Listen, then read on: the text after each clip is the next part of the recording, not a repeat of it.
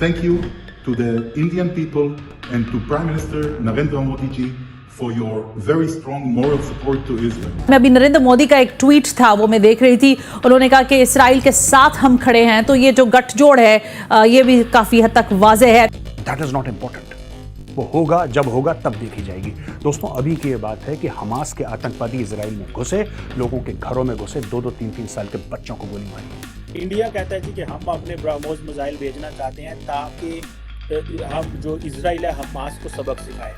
India ने जिस तरीके से क्लियरली ये मैसेज दिया है, उनके प्राइम मिनिस्टर ने ये मैसेज दिया है कि हम इसराइल के साथ खड़े हैं। पाकिस्तान की गवर्नमेंट इस सिचुएशन में क्या स्टांस रखेगी, किसके साथ खड़ी होगी? ऐसा नहीं करना चाहिए था हमास के लोगों को, लेकिन बहरहाल ये किया जा रहा है। और एक फौजी औरत जिसको मारा गया है उसकी डेड बॉडी को लेकर ये कैसी लड़ाई है जहां पे ना आपने बुजुर्ग को देखा, ना औरत को देखा, ना बच्चे को देखा।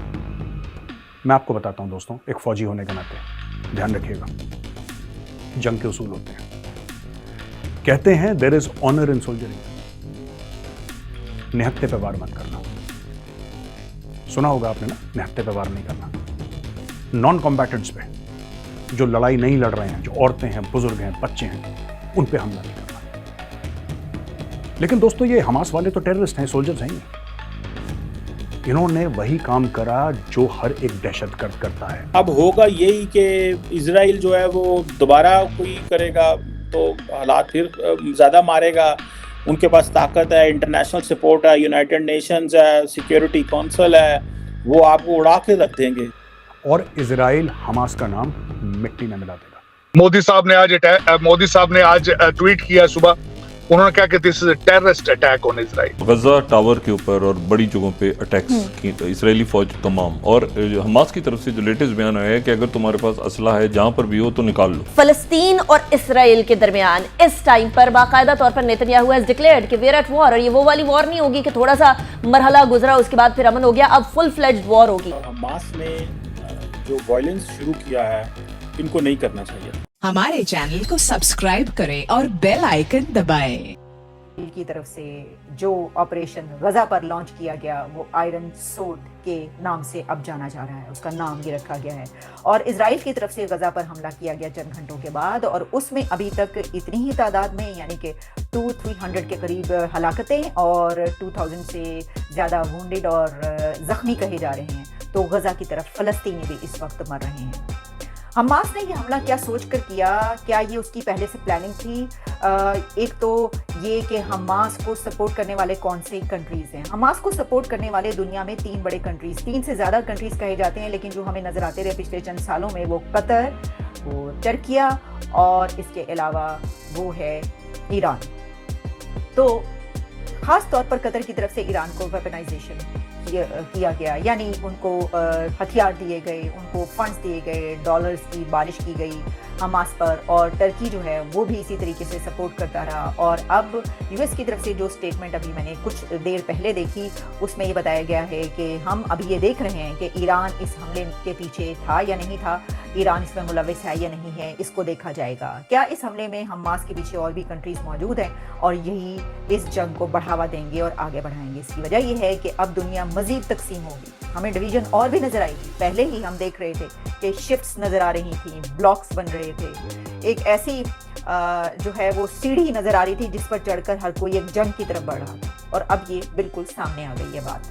लेकिन एक इसमें सवाल ये भी है कि इजराइल का वो डिफेंस सिस्टम जो कि आयरन डोम कहा जाता है वो कैसे नाकाम हो गया, उसके बारे में भी लोग बात करते हुए नजर आ रहे हैं। लेकिन इस वक्त क्या कौन किसका साथ देगा, अगर हम इस पर बात कर लें, क्योंकि इस जंग को अब इजराइल का 9/11 इजराइल का कहा जा रहा है। और इसमें एक बात मैं ज़रूर करना चाहूँगी कि जो इस्लामिस्ट या एक्सट्रीमिस्ट अगर किसी पर हमला करते हैं तो सिविलियंस हर जगह के हर तरफ मासूम होते हैं। उनके मरने पर और सिविलियंस की हलाकतों पर, जैसे कि हमास ने जो हमला किया है, तो इस वक्त हमास इन्वेडर नज़र आ रहा है और उसने उनके सिविलियंस पर भी हमला किया। तो वहाँ के मासूम शहरी मारे जा रहे हैं, लेकिन बेशुमार लोग ऐसे हैं जो उस पर खुशी के शादियाने बजा रहे हैं। पैलेस्टीन का तो चलें ये करना बनता है क्योंकि पैलेस्टीन का कॉन्फ्लिक्ट है, पैलेस्टीन और इजराइल का ये डायरेक्ट कॉन्फ्लिक्ट है, वो अगर कर रहे हैं। लेकिन दूसरी तरफ वहीं पर पाकिस्तान के सोशल मीडिया पर भी और भी ऐसे जैसे टर्की के और कुछ कंट्रीज़ जो कि सपोर्ट करते हैं हमास को, उस पर मासूम लोगों की हलाकतों पर खुशियाँ मनाना, सेलिब्रेट करना, ये किसी भी सूरत जायज़ नहीं है। इसको हम कंडेम करते हैं और कंडेम किया जाए। मोदी साहब ने आज ट्वीट किया सुबह, उन्होंने कहा कि this is a terrorist attack on Israel. अब जो भारत है बिलखुसूस हमेशा बड़ी फाइन लाइन के ऊपर इजराइल के साथ चलता है। मैं उसका बैकग्राउंड भी बताना चाहूंगा।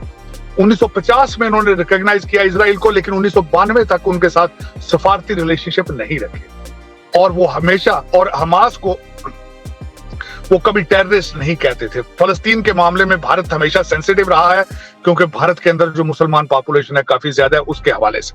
लेकिन अब मेरे ख्याल में मोदी साहब is coming out of the crease और आज उन्होंने जो कहा है कि it's a terrorist attack on it, और उन्होंने भी उस कैंप को ज्वाइन किया है। जो अमेरिका है इस वक्त वो भी और जो वेस्टर्न कंट्रीज हैं उन्होंने भी सब इस वक्त they are getting behind Israel. हमारे जो सेक्रेटरी ऑफ डिफेंस हैं उन्होंने बयान दिया है कि हम हर चीज देने के लिए तैयार हैं इजराइल को अपने आप को डिफेंड करने के लिए। उसके बाद खासकर जो अगर रिलेशनशिप देखे जाए तो भारत के रिलेशनशिप जो इजराइल के साथ बहुत पुराने हैं, जिसमें वो यहाँ तक कहते हैं कि हमारी जितनी जंगें हुई हैं उसमें इजराइल ने हमें सपोर्ट किया। मैं उसमें हवाला अभी रिसेंट उनके जो नए आपस में मुआहदे हैं I2U2 के हवाले से देखा जाए, और वो दूसरा 7.5 बिलियन डॉलर की ट्रेड करता है भारत इजराइल के साथ।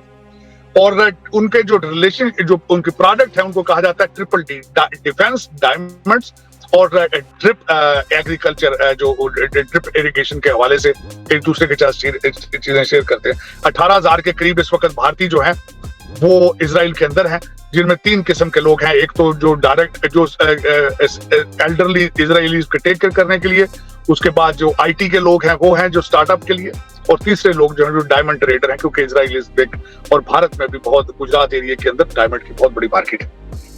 अब इसमें मैं ये बताना चाहूंगा कि चीमा साहब, इसके आज जो सिलसिला जारी हुआ है दोनों तरफ से, जो चीजें बड़ी सेंसिटिव हैं।